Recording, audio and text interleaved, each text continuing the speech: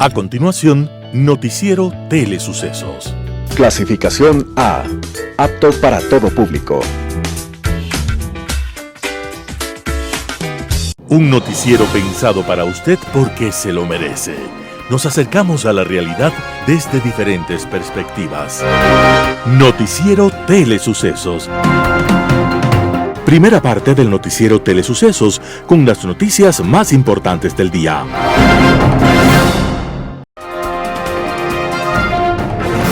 Un día como hoy. El único campeón mundial de ajedrez que tuvimos en América Latina en toda la historia fue el cubano José Raúl Capablanca, y siendo campeón mundial, alguna vez visitó Moscú. Allí enfrentó a un niño que jugó una brillante partida y para sorpresa del mundo entero, el niño derrotó al campeón Capablanca. Entonces el cubano le dijo: Chico, llegarás a campeón mundial muy pronto. Y aquello fue una profecía. El niño prodigio se llamaba Mikhail Botvinnik. Pronto se convirtió en campeón de la Unión Soviética y después llegó a campeón del mundo en 3 ocasiones. Y su carrera brillante lo llevó a ser llamado patriarca de la Escuela Soviética de Ajedrez. Gracias a sus enseñanzas, el mundo le debe a Botvinnik el surgimiento de los 3 más grandes genios del ajedrez de los últimos tiempos: Anatoly Karpov, Garry Kasparov y Vladimir Kramnik. Pero hubo una partida en la que Botvinnik no tuvo el mejor resultado, y fue en el juego del ajedrez político. Durante la época de Boris Yeltsin, el equívoco dirigente soviético no le perdonó a Botvinnik su militancia en el Partido Comunista, y siendo un hombre de más de 80 años, gloria del ajedrez soviético y mundial, le fue retirada su pensión de jubilado.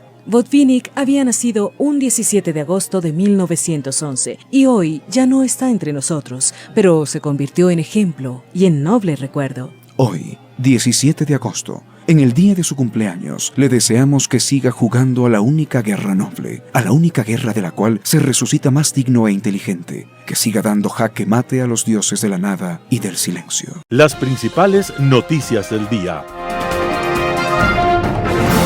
Titulares. Ambato es elegida para un plan de desarrollo sostenible de Estados Unidos. Cristian Zurita revela la última denuncia de Fernando Villavicencio.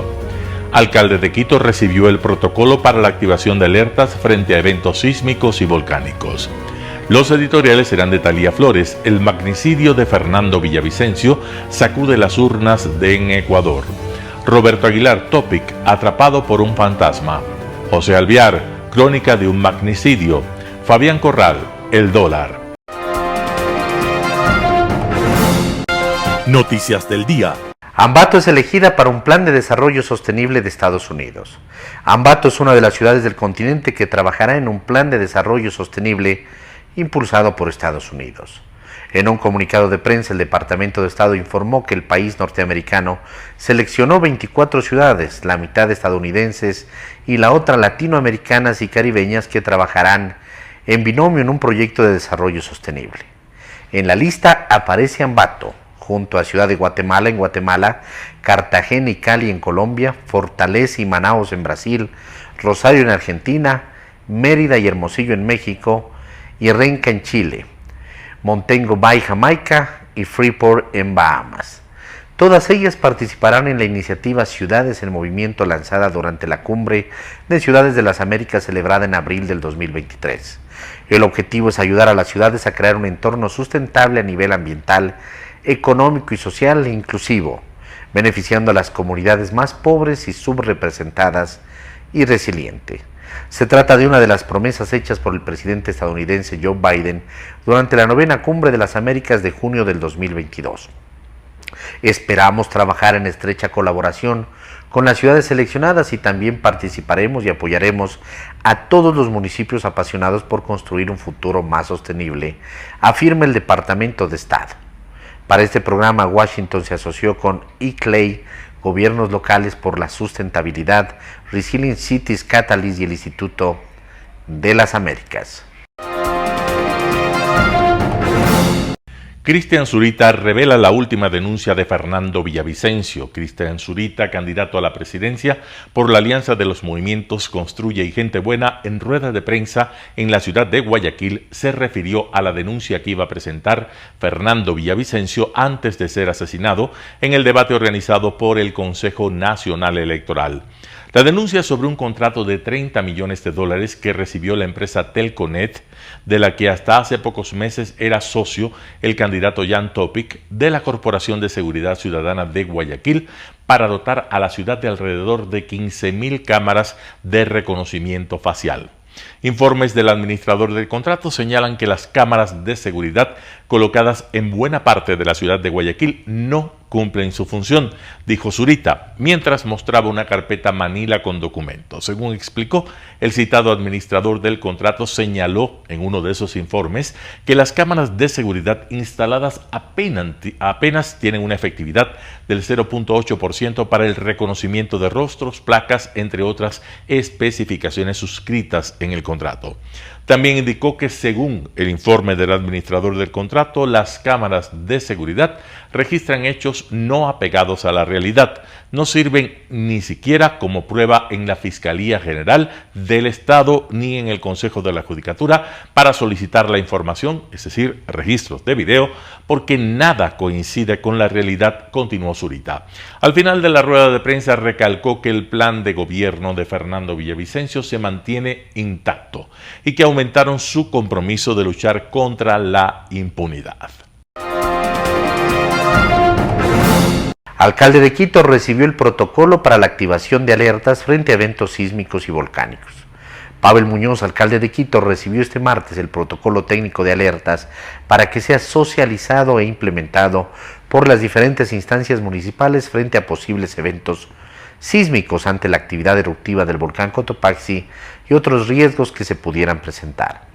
Las autoridades de la Secretaría Nacional de Gestión de Riesgos presentaron el protocolo para la activación de los mecanismos de difusión de alertas para evolución de amenazas y eventos peligrosos.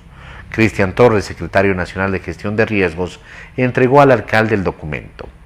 Este protocolo nos permitirá reducir la improvisación y aplicar herramientas que nos ayuden a trabajar con una misma línea de respuesta.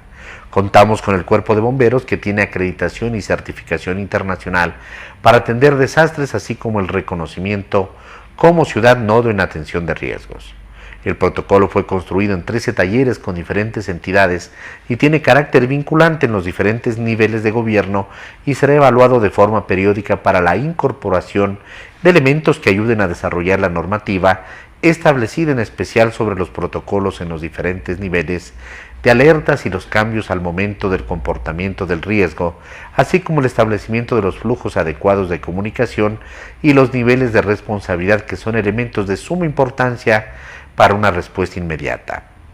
El protocolo contiene los diferentes mecanismos de difusión de alertas de acuerdo con los niveles: amarillo, naranja y rojo, y los protocolos específicos de respuesta y evacuación de las poblaciones en las localidades con afectaciones directas e indirectas al volcán Cotopaxi, que cuenta con 50 estaciones de monitoreo, siendo uno de los más estudiados a nivel de Latinoamérica. Entrevista del día. En Radio Sucesos estuvo Manuel Macías Balda, él es politólogo, para hablar sobre la situación política del país a puertas de las elecciones anticipadas. Escuchemos la nota. Bueno, esta es la semana clave, ¿no? Yo creo que en términos generales, hasta la semana pasada había todavía una duda o expectativa relacionado a una victoria en primera vuelta, quizás de Luisa González, pero creo que a partir del debate, los mismos, digamos, el mismo movimiento de Revolución Ciudadana ha aceptado, ha pensado que eso no va a ser posible, ¿no? Y creo que justamente se dio a que el desempeño de Luisa González en el debate fue débil, ¿no? Es decir, un libreto repetido, sin claridad, no mostró mucha convicción al respecto. Entonces, claro, creo que eso ya genera un escenario que estaba medio latente todavía, pero que se aclaró la semana pasada después del debate, ¿no? Que definitivamente va a haber segunda vuelta. Si le faltaban 3 puntos al correísmo para llegar al 40%, no lo van a alcanzar, más bien quizás lo perdieron, ¿no?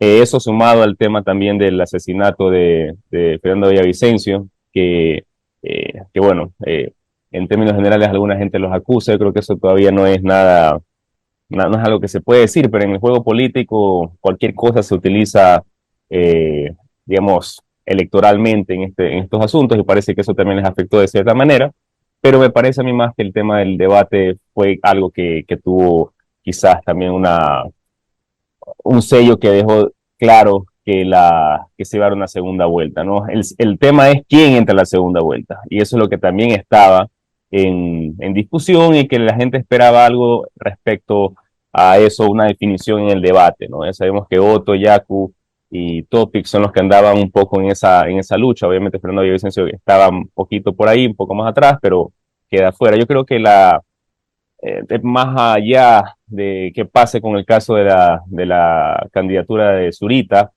no creo que tengan una real oportunidad de lograr algo como un segundo puesto o algo así, ¿no? La candidatura de Construye 25.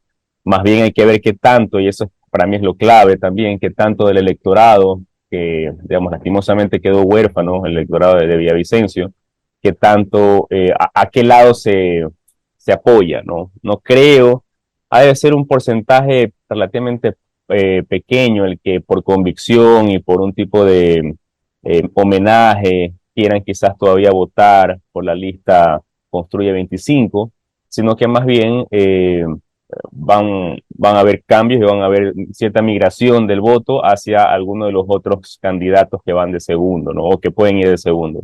La cosa es a quién, ¿no? Ese es el tema, y me parece que ahí realmente Fernando Villavicencio, en términos políticos electorales, lo que representaba era el anticorreísmo duro, ¿no? Es decir, los que iban a hacer que por ninguna razón pueda haber una opción de que vuelva Correa y todos los ex miembros del gobierno que están afuera por distintos asuntos. Y claro, esa representación es difícil de reemplazar, y me parece que todos los que están en el segundo, tercer, cuarto puesto, ninguno ha sido tan anticorreísta duro, ¿no? Es decir, ninguno ha visto o ha propuesto como que este aquí va a ser en mi línea de lo que se va a hacer. Y creo que eso en el debate tampoco, yo pensaba que se iba a fortalecer, yo pensaba que alguno de los candidatos, sea Yaku, Otto, Topic, se iba a abanderar de ese tema anticorreísta, que creo que es lo que puede hacer que el electorado huérfano de Villavicencio migre hacia ese candidato para el segundo puesto. Pero me parece que ninguno lo hizo, es decir, que esa parte todavía queda ahí un vacío o una oportunidad, no sé si se la va a utilizar, ya me parece que el tiempo ya no da para hacer mucho de eso. Así que ese electorado del 10-12% que tenía Villavicencio es como clave en qué va a pasar respecto a los segundos puestos. Ahora, Yaku, Topic, y de los tres, Yaku, Topic y Otto, el que mejor se desenvolvió fue Topic, creo que definitivamente. Creo que esa era la oportunidad de Otto para brillar, pero me parece que la desperdició. Fue quizás muy generalista, muy abarcativo, no tuvo un mensaje muy claro. La gente no recuerda mucho acerca de lo que dijo Otto, más allá de defenderse del asunto de que fue vicepresidente, de Lenín Moreno, etcétera. Yaku no le iba mal, pero la verdad que con el comentario un poco desubicado, relacionado al Ecuabol, etcétera, como que perdió seriedad, se hizo casi una burla en ese sentido. Y claro, y Topic justamente más bien lo supo capitalizar, porque se tuvo un mensaje claro, es el mensaje más atinado, relacionado a la seguridad, que es la preocupación más importante, y también lo puso en su lugar, digamos, a Yaku frente a la broma que hizo, ¿no? Entonces, creo que ahí el que ganó algo, tampoco, o sea, una pequeña victoria fue Topic, ¿no? Hay que ver en estos pocos días ya que faltan, cómo eso se traduce realmente en votos para ver quién llega a la segunda vuelta. En Impacto Informativo estuvo Ángel Horna, secretario de la Federación Nacional de Abogados, para hablar acerca de la anulación de pruebas en el caso Odebrecht en Brasil. Escuchemos la nota. Yo creo que hay que tomar en cuenta el contexto de esta noticia. Me parece que se da a través del juez Díaz en momentos de que indudablemente está gobernando el presidente Lula, Brasil, e indudablemente las fuerzas lamentablemente judiciales y políticas se reacomodan a los gobiernos de turno. Esta noticia indudablemente se quiere extender sin ninguna razón. Nuestro sistema judicial y el caso concreto de Odebrecht fue un sistema de colaboración, no de competencia que tenga indudablemente la justicia brasileña sobre nuestros procesos. O sea, empecemos por eso. El juicio hacia Jorge Glass se desarrolló en el Ecuador, no en Brasil. Por eso, lo que sucedió con Brasil y Estados Unidos fue un tema de cooperación. No es un tema que tenga una vinculación directa. No tiene por qué el juez Díaz referirse o extender al ex vicepresidente Jorge Glass sobre un caso que ellos plantean de la nulidad de una de las pruebas del proceso del caso de Odebrecht. Es una de las pruebas. Una de las pruebas. En Brasil. Sí, pero dejemos claro de que no hay jurisdicción ni competencia de la justicia brasileña sobre el Ecuador. Eso es complicadísimo. Pueden pronunciarse. Puede ser cierto, supongamos, de que esa prueba, como señala la información, haya sido manipulada y haya sido alterada.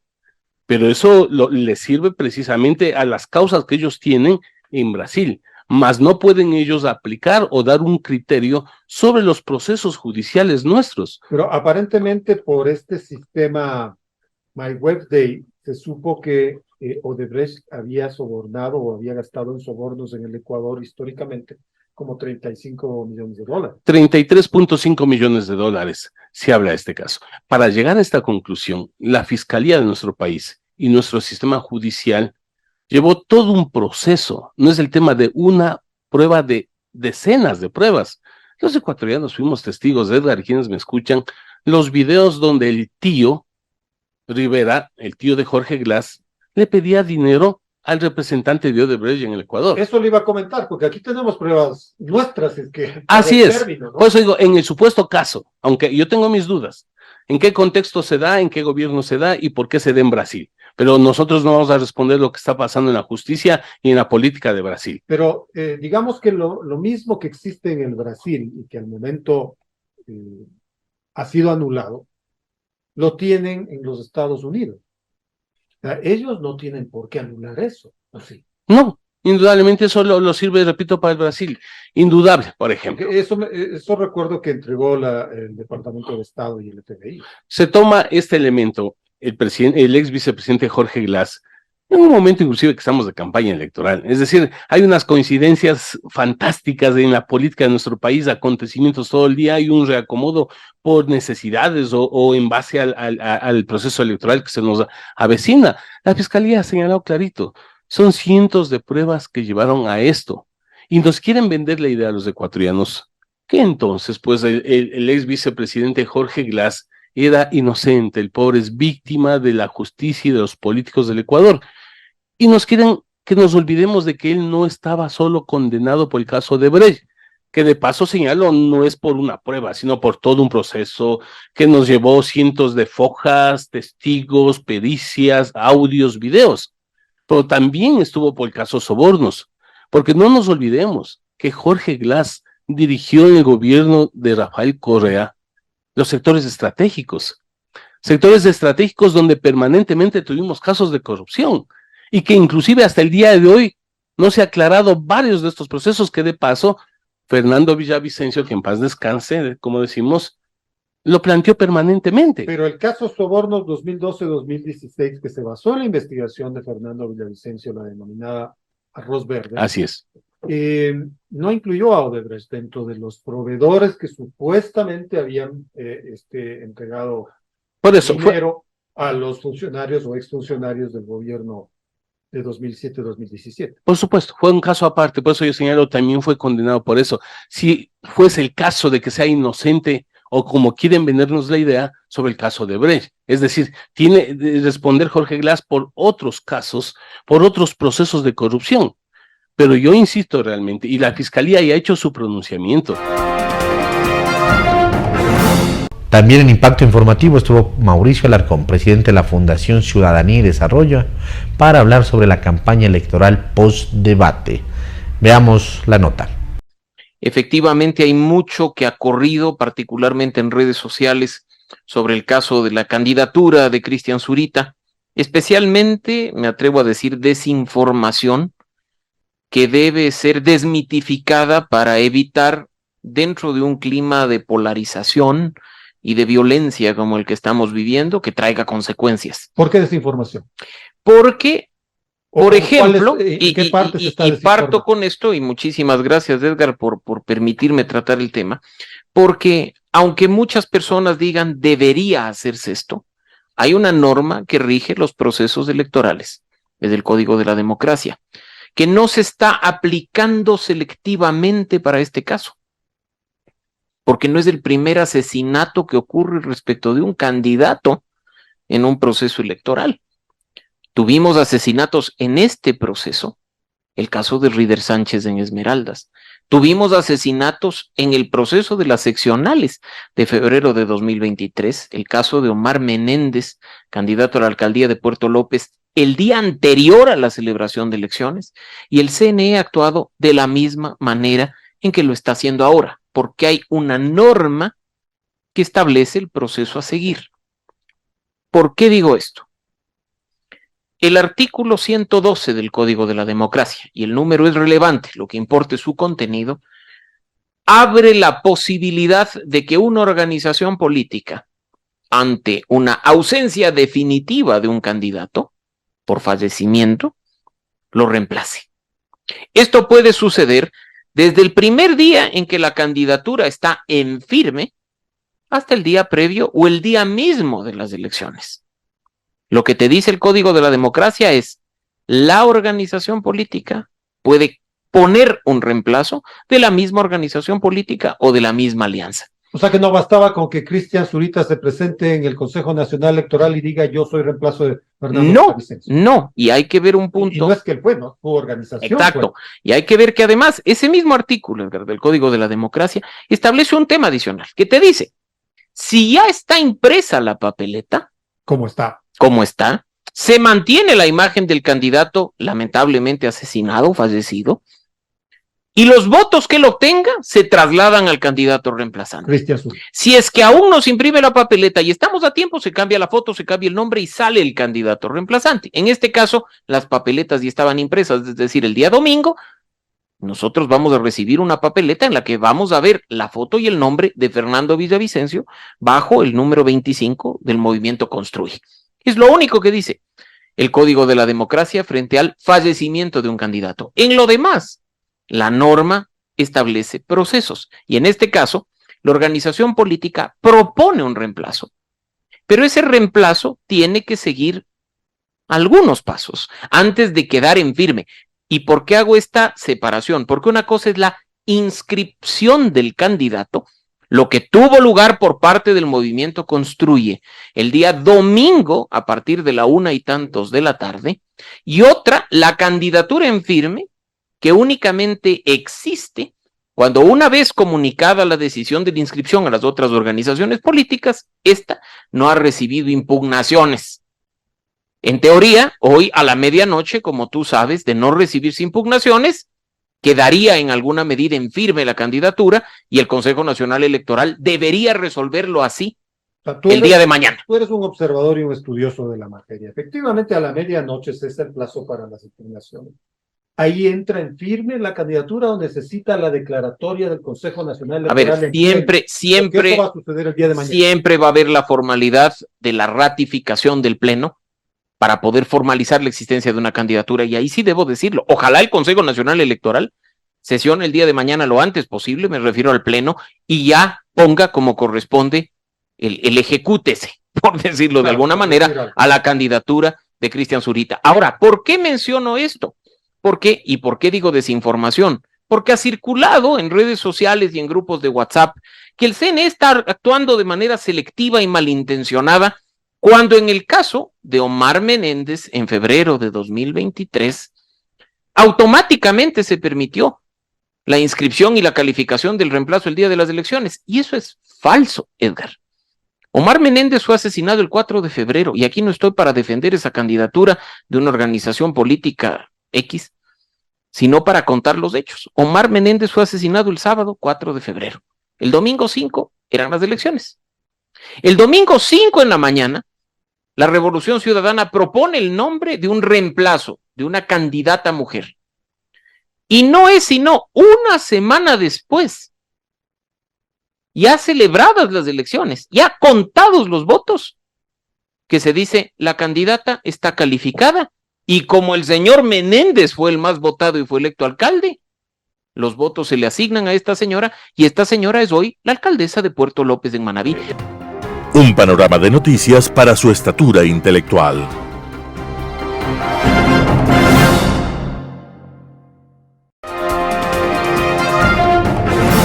Editorial. El magnicidio de Fernando Villavicencio sacude las urnas en Ecuador. Artículo de Talía Flores publicado en el portal Primicias. En estado de estupefacción ante el demencial crimen, por mi mente revolotea esa frase atemorizante y filuda: la historia se escribe con sangre. Y solo atino a admitir que hay personajes cuyos nombres están predestinados a perdurar en el tiempo, porque con sus acciones habrán marcado el destino de un pueblo. Te vamos a quebrar si no te callas, fue el repetido mensaje que le llegó a Fernando Villavicencio durante las últimas semanas, mientras recorría el país en su campaña por la presidencia de la República. Pero él, que solía agrandarse ante las amenazas, no solamente que no se calló, sino que subió el tono de su voz como para que sus denuncias tuviesen eco perdurable. Y lo mataron. Su asesinato ha sido un sacudón tectónico que ha dejado al descubierto la fragilidad de las vigas maestras del Estado ecuatoriano, susceptibles de ser manipuladas por siniestros intereses, aunque se ponga en riesgo de agonía la ya débil democracia. Movió también el eje de la extraña campaña electoral y paralizó a estrategas y candidatos que no atinaron a reaccionar, conscientes de que cualquier cosa que hiciesen o dijesen los candidatos estaría bajo el escrutinio del consternado pueblo, que se acostumbró a que Villavicencio le quitara la venda de los ojos para que mirasen el verdadero rostro de sus verdugos impostados de salvadores. Nadie quedaba impasible frente a la contundencia de sus revelaciones, porque el tiempo demostraba que lo denunciado era verdad, y porque las persecuciones que le llevaron a varias veces al exilio eran vivos testimonios. Con la prolijidad de un cirujano, Fernando Villavicencio desarmó complejos entramados que los saqueadores del país configuraron, hasta descubrir nombres, fechas, montos, fotos, videos y documentos sobre los mayores atracos al país, en las empresas y negocios más rentables del Estado, de los que los villanos se lucraron por décadas. Destapó la corrupción en los sectores petrolero, energético, minero y en los seguros, y demostró sus nexos con la política corrupta. Lo hizo cuando ejercía el periodismo, dando sentido a lo que el gran Ryszard Kapuscinski decía que implicaba esa profesión. Ser periodista no consiste en pisar las cucarachas, sino en prender la luz para que la gente vea cómo las cucarachas corren a ocultarse. Como asambleísta descubrió el verdadero rostro del poder político ejercido por quienes se han chantado una máscara permanente para ocultar sus verdades nefastas intenciones. Y como candidato a la presidencia habló de mafias, varias mafias, y anunció sus planes para combatirlas. Se comprometió a reforzar a la UAFE, a militarizar los puertos, vigilar el mar con la asistencia de países amigos, crear una policía antimafia e instalar una cárcel impenetrable en unas instalaciones que readecuaría en la Amazonía, a la que solo se pudiera acceder en avioneta. Lo mataron para que no cumpliera sus promesas, demostrando que los capos estarían ejerciendo un poder paralelo. Para el periodismo, el crimen de Fernando Villavicencio debe convertirse en una poderosa razón adicional que inspire el ejercicio de esa profesión y su verdadero sentido de sacar a la luz lo que el poder quiere ocultar. Para los políticos debiese ser un punto de inflexión por la gravedad que implica este momento de la historia, pero no hay razones para pensar que lo hayan asimilado. La imagen del pódium vacío el domingo en el debate apretujó los corazones, porque todos imaginaron lo que habría significado la presencia de Fernando Villavicencio, exhibiendo las evidencias y desmontando las cínicas frases prefabricadas sobre un pasado mejor inexistente, dichas sin el riesgo de ser desmentidas. Su sola presencia habría evitado las falacias de las grandes obras, porque él tenía en su cabeza la cifra del sobreprecio y los nombres de quienes se repartieron, así como el de quienes hoy buscan acceder a los puestos más elevados sin hacer ruido, sabiendo que no habrá un Villavicencio que publique los papeles que les compromete. Que ninguno de los 7 candidatos haya tenido una expresión sentida y de compromiso sobre el asesinato de uno de los suyos, aunque ese hecho atroz evidencia que el país que buscan gobernar ha entrado en una deriva tenebrosa que podría terminar en constituir un Estado fallido, es desconcertante. Incompatible con el ritus de dolor que parece haberse dibujado en el rostro del país atormentado, al contemplar que los más terribles pronósticos sobre la funesta relación de la política con el narco se habrían hecho realidad. Es en este remolino de emociones y con la ira contenida, este domingo 20 los ecuatorianos irán a las urnas para decidir su futuro en unas elecciones en las que el magnicidio de un candidato presidencial podría determinar su curso. Unos comicios que pasarán a la historia marcados por la sangre derramada. ¿Cómo reaccionarán cuando miren a Fernando Villavicencio en la papeleta? Artículo de Talía Flores publicado en el portal Primicias. Topic: atrapado por un fantasma. Roberto Aguilar, El Expreso. Un fantasma acosa a Jan Topic en la recta final de la campaña. El fantasma de Fernando Villavicencio.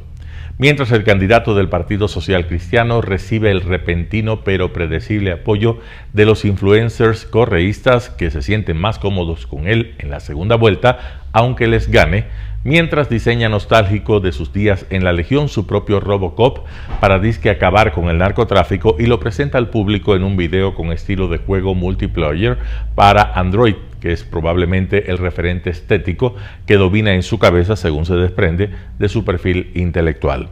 Mientras se sitúa en la cresta de la ola de las encuestas de papá, una multitud de viejos tweets del candidato asesinado por la mafia están siendo desempolvados por sus seguidores y puestos a circular masivamente. Videos, fotos, denuncias, documentos que comprometen a Topic en un caso grave de corrupción sobre el que no ha dado hasta el momento explicaciones documentadas que sean satisfactorias. Para empezar, está el olvidado video subido por Villavicencio al Twitter el 10 de mayo de 2022, en el que José Santos, funcionario de Odebrecht, recibe a Ricardo Rivera, tío del delincuente sentenciado Jorge Glass, y de él las instrucciones sobre dónde tiene que depositar el dinero de los sobornos. ¿Este es el representante de la cuenta?, pregunta Santos. Sí, responde el otro. Bank of America. Sí, Mr. Tomislav Topic. La compañía Telconnect International. Sí, pero Mr. Tomislav es el representante de Telconnect. Eso. ¿Y él pasa para ti? Sí. Hay también una serie de tweets más viejos del 30 de junio de 2019, del 2 de julio de 2019, con la documentación extraída del sistema Droisis, el software de comunicaciones del esquema de sobornos de Odebrecht, donde se registran los pagos realizados, $16.1 millones a través de la empresa Glory International. El último tuit de Villavicencio sobre el tema, que esta semana se ha vuelto a circular para tormento del candidato del social cristianismo, corresponde al 3 de junio pasado, y en él se encara directamente a Topic. La Fiscalía escribe: investiga a Tomislav y a su hijo Jan Topic por delito de lavado de activos derivado de la trama de sobornos de Odebrecht. Dinero recibido en la cuenta personal de Jan Topic. ¿Cómo dijiste? ¿Que no tengo evidencia, Jan Topic? Yo hablo con pruebas, no disparo sin alimentadora. Pronto exhibiré una cajita de documentos de tus fechorías, testaferro de Glass. Con este texto va un video tomado del noticiero de Ecuavisa, en el que se resumen las versiones rendidas por Tomislav ante la Fiscalía. Dijo el padre del candidato haber entregado $5.7 millones al servicio de Rivera por contactarlo con los inversionistas chinos y con la constructora Odebrecht. Indicó que fue una cortesía. Un caballero, sin duda. También reconoció que encontró unos milloncitos de más en los balances de su empresa, pero que no sabe de dónde salieron. provinieron de un remitente no reconocido. Vaya suerte, solo a él le pasan esas cosas. El viernes de la semana pasada, también en Ecuavisa, el periodista Lenín Artieda refirió que esa investigación de la Fiscalía de la que hablaba Villavicencio en sus tweets no ha sido formalmente archivada. Topic envió al canal una solicitud de rectificación que hizo pública a través de sus redes sociales. Por una vez, la carta está firmada por él y no por su papá, que es quien acostumbra a defenderlo ante la maledicencia de los infames periodistas que le recuerdan su pasado, escribiendo cartas y hasta enviándoles sin parar impertinentes mensajes por WhatsApp. Porque la gran paradoja de esta elección es que el candidato de los pantalones bien puestos es un hijo de papá. Están las empresas de papá, las encuestas de papá, los abogados de papá, las cartas que papá escribe en su defensa. No esta vez. Ahora la carta la escribe él mismo y dice que Artieda comete un error, que el caso fue cerrado. Y como prueba de semejante afirmación adjunta una solicitud dirigida por el fiscal de la Unidad de Transparencia a la Fiscalía General pidiendo que se lo cierre. Y el documento que demuestra que el caso fue efectiva y formalmente cerrado, no hay. El fantasma de Villavicencio sigue atormentando a más de uno. Roberto Aguilar, El Expreso. Crónica de un magnicidio. Artículo de José Alvear publicado en Diario La Hora. Las balas que asesinaron a la democracia sonaron a las 6 de la tarde de un miércoles cualquiera. Acabaron con la vida de un candidato a la presidencia de la República. El asesinato de Fernando Villavicencio es un crimen atroz. Representa un atentado directo contra la democracia.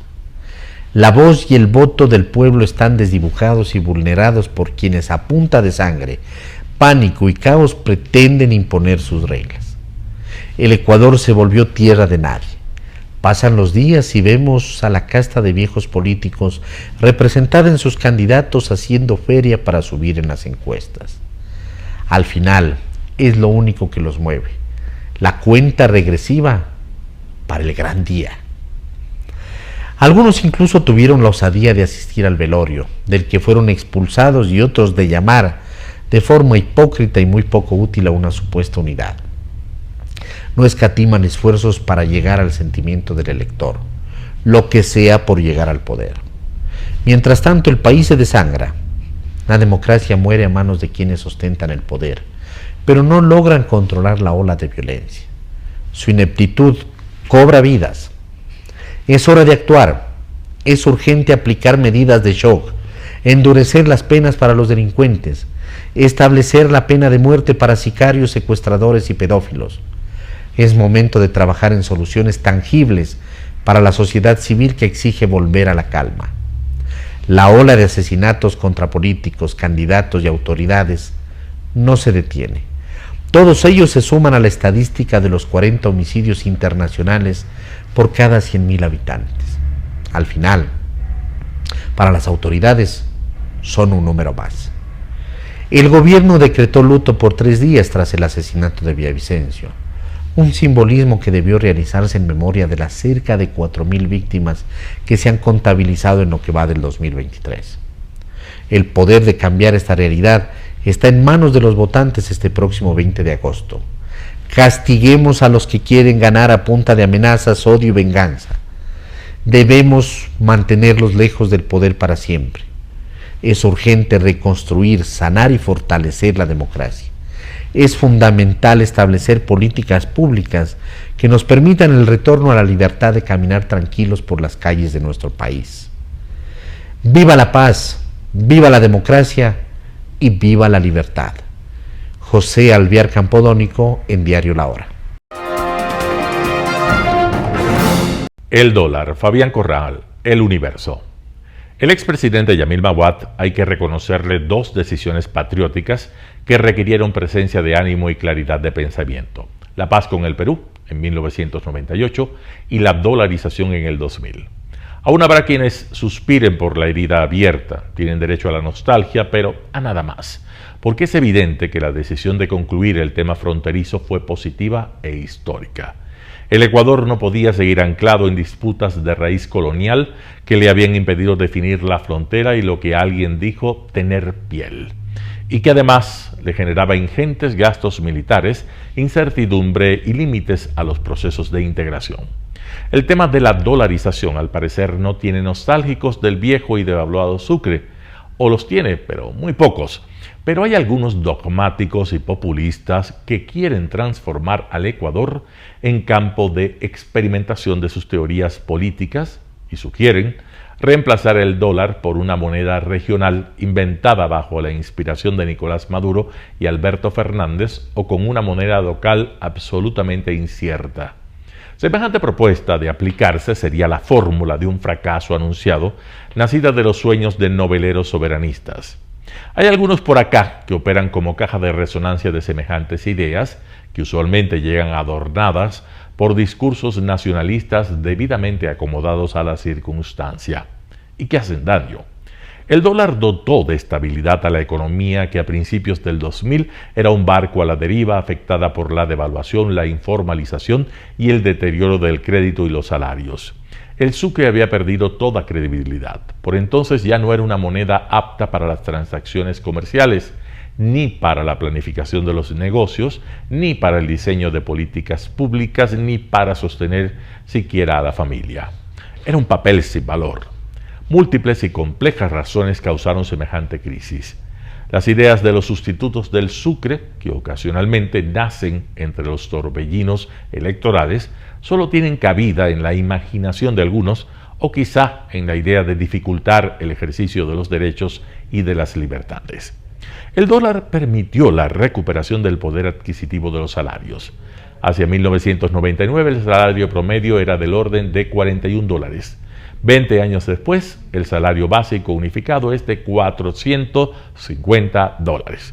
Y a estas alturas, ningún trabajador aspira a volver a los tiempos del jornal devaluado y de los conflictos colectivos cuya médula era el incansable regateo de centavos en moneda nacional. Tampoco quieren volver a la época en que se cobraba en sucres y se pagaba el arriendo en dólares. No está tampoco en los planes de la gente tolerar otra vez la incertidumbre propia de un sistema que erosiona los patrimonios y los salarios, que anula las inversiones y deteriora los ahorros y las rentas. El principal ingrediente de la economía es la confianza. Sin confianza no habrá prosperidad, no habrá aliento al ahorro, ni a la inversión, ni al emprendimiento.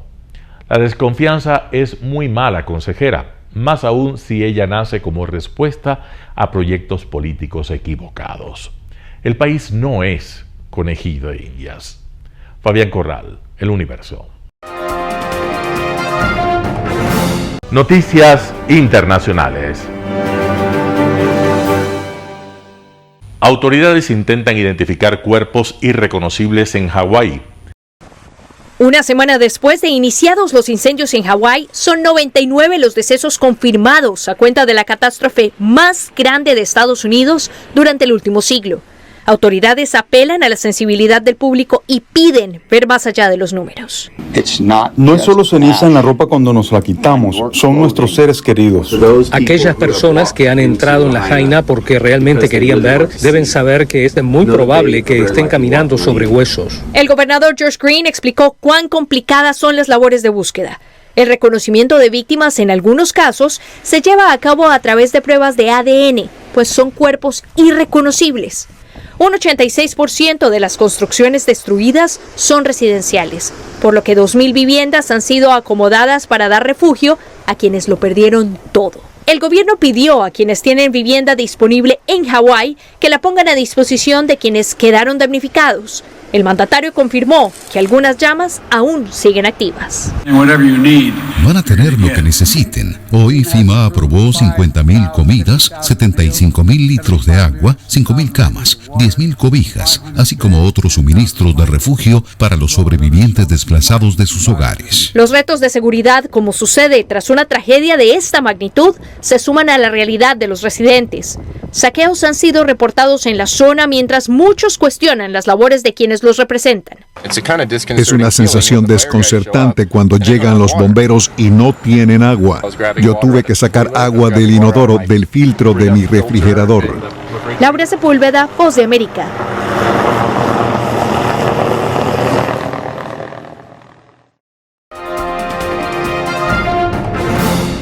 Inglaterra en la final frente a España tras ganar a Australia 3-1. Inglaterra se impuso a Australia por 3-1 en la semifinal de la Copa Mundial Femenina y ahora se enfrentará a España para disputarse el máximo título este domingo. La inglesa Ella Toone abrió el marcador en la primera parte antes de que Sam Kerr anotara un golazo para igualar la contienda. La selección inglesa aguantó la presión y acabó sellando la victoria gracias a Lauren Hemp y Alessia Russo. Well, it was a game to grace any World Cup semi-final and an atmosphere to match too. To say the Matildas played their part would be an understatement. It was bedlam inside Stadium Australia when Sam Kerr's sensational strike hit the back of the net. But England weren't to be deterred by the noise. They were calm and clinical when needed, and the small pockets of Lionesses fans that were here this evening will be back on Sunday to do it all over again. Whatever happens when they face Spain, there will be a new name on that FIFA Women's World Cup trophy. Sam Ashu for Euronews in Sydney.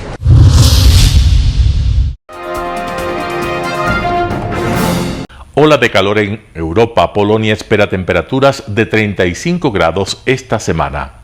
Puede que Polonia no sea el lugar que viene a la mente al mencionar una ola de calor. Sin embargo, según el Centro de Seguridad del Gobierno de ese país, las temperaturas esta semana superarán los 30 grados y probablemente alcancen los 35. El Instituto de Meteorología y Gestión del Agua advirtió sobre una ola de calor en el sureste y en el centro de Polonia. ¿Cómo lidian con ello los polacos y los turistas? Wcześniej rano wychodzę i przed południem staram się być w domu z powrotem. Przyjeżdżam na rowerku do cienia, pooddychać. Otwieram okna szeroko wcześniej rano, później zamykam, wychodzę na długi spacer i wracam i w mieszkaniu jest chłodniej. Uciekam na łono natury, to po pierwsze. Przychodzę nad zalew, bo trochę też tutaj można sobie posiedzieć.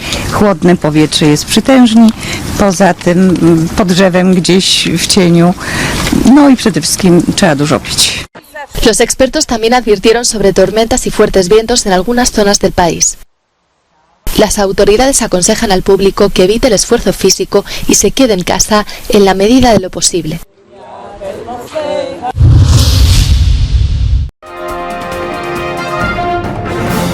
Putin acusa a Occidente de alimentar el conflicto en Ucrania al invertir dinero y armas. El presidente ruso Vladimir Putin acusó a Occidente de alimentar el conflicto en Ucrania para ganar beneficios al modernizar sus capacidades ofensivas. Estas declaraciones fueron emitidas en un videomensaje en el Foro Técnico Militar Internacional que se lleva a cabo esta semana a las afueras de Moscú. К чему приводит эта политика подливания масла в огонь, хорошо видно и на примере Украины. Вкачивая в неонацистский режим миллиарды долларов, снабжая его техникой, вооружениями и боеприпасами, направляя своих военных советников и наемников, делается все, чтобы еще больше разжечь конфликт, втянуть в него другие государства. El ministro de Defensa de China, Li Shangfu, que se encuentra en Rusia de visita, intervino en la conferencia y dijo que es importante comunicarse abiertamente y resolver las diferencias. 无论在阿富汗、叙利亚还是朝鲜半岛、乌克兰、伊朗核问题上，中国都致力于劝和促谈，凝聚更多的国际共识。 China afirma ser neutral en el conflicto, pero ha acusado a los Estados Unidos y sus aliados de provocar a Rusia y ha mantenido sólidos lazos económicos, diplomáticos y comerciales con Moscú.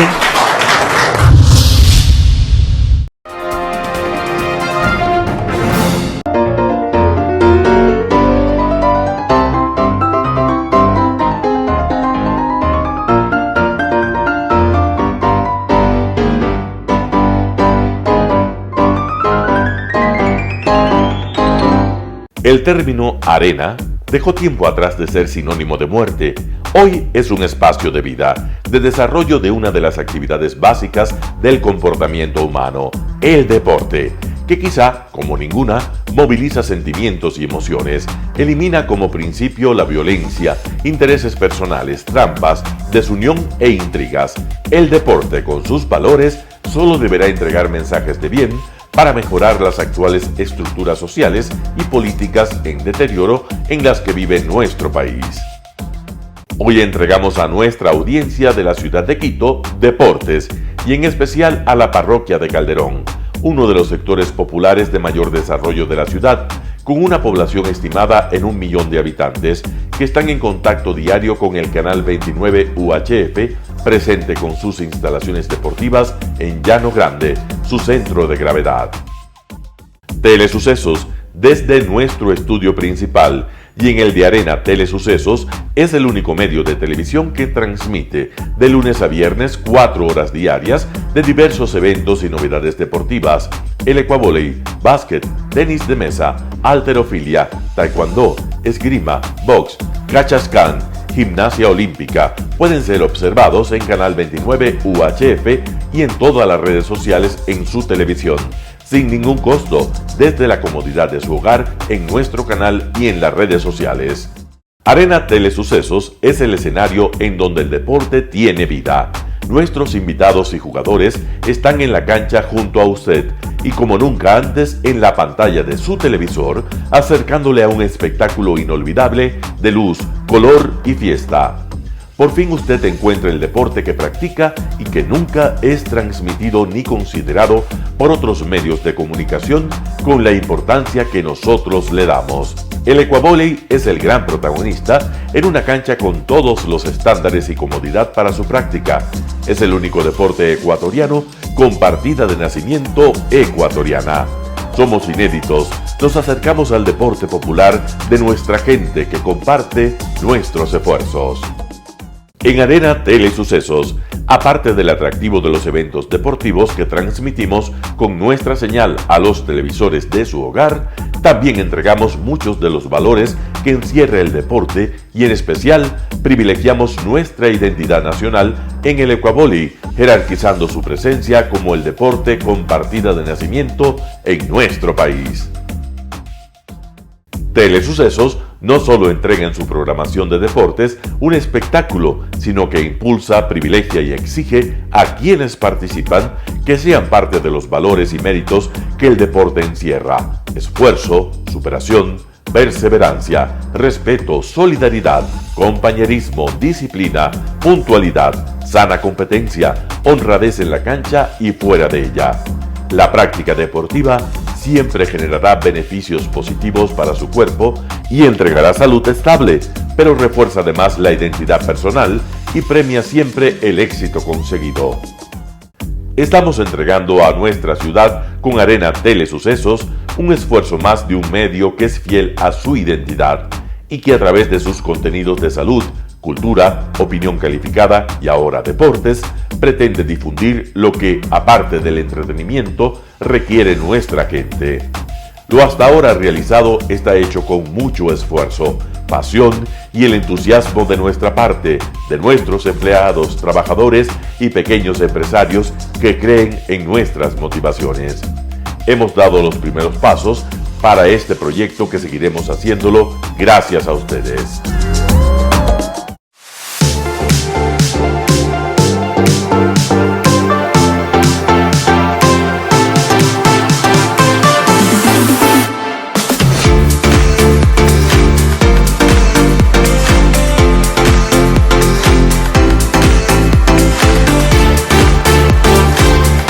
Telesucesos, el canal de televisión siempre inédito. El noticiero Telesucesos es retransmitido de lunes a viernes a las 7 horas por Radio Planeta Sur 106.1 FM de la ciudad de Loja.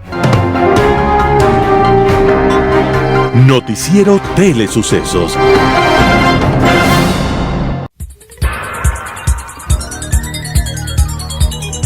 Las opiniones vertidas en este espacio por la producción y dirección del programa son de exclusiva responsabilidad de sus autores y de quienes intervienen en ellos.